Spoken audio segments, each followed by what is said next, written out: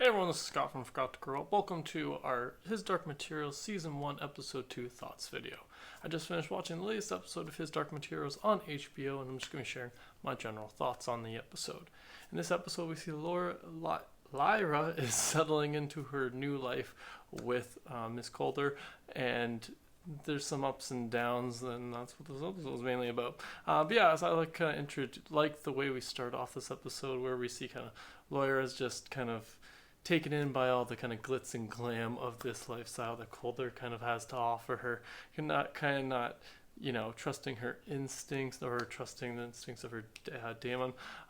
And so I thought that was an interesting way to start off this. I thought that may lead to some kind of divide between Lyra and her daemon, but it ends up actually going the opposite way when Coulter doesn't stick up to, the whole nice facade she puts on in this episode. So I really liked kind of how it kind of starts off, made me think one way, and then it took us in this different direction. And a lot more happened in this episode, I should say, than I thought was going to, meaning developing with their relationship. I thought this was going to take a little longer for Lyra not to trust her, but when you get somebody attacks you, it's kind of easy to kind of not trust them anymore. So that kind of made sense that was kind of the turning point, that we see that Coulter kind of has a little bit of a anger issue is the nicest way to put it, and kind of just snaps a couple times and then finally just sends her own daemon at her, potentially, as we learn in this episode, maybe not her daemon, but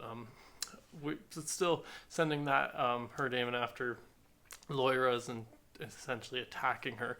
It was just not a good way to build trust as much as you think. So I like that I didn't expect, I should say, I didn't like that happened, but I like that I didn't expect that it to happen so soon. I thought they were going to build that relationship up more, but we saw pretty quickly that, she didn't trust her. We also find in this episode that Coulter's in charge of the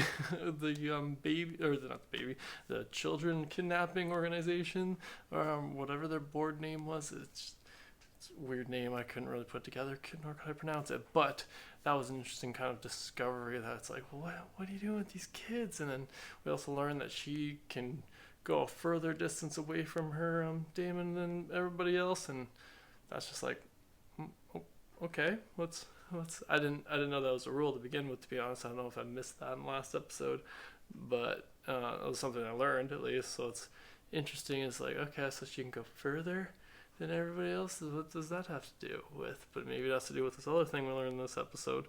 But I'll get to that in a second. But yeah, so we also see at one point, like, we not only learn that Coulter is in charge of, leading the organization that's kidnapping all these kids that we learned about in the last episode. She also goes and visits them at one point, I guess, to learn about why. I forget the little kid's name, the friend of Lyra's that was actually taken by them. I'm guessing, now I'm pretty certain it was because Coulter wanted the kid out of the way so that she could influence Lyra, but she's not doing a great job on that. Another character we spent not a lot of time, but a chunk of this episode with was Lord Boril. I think that's his name. But yeah, we're following him as he seems to be kind of investigating what Lord has Lawyer's uncle, or potentially uncle. We see that Lord Boril is investigating this, and so this leads to him crossing over, which again, this is something I was not expecting to get so soon into this show.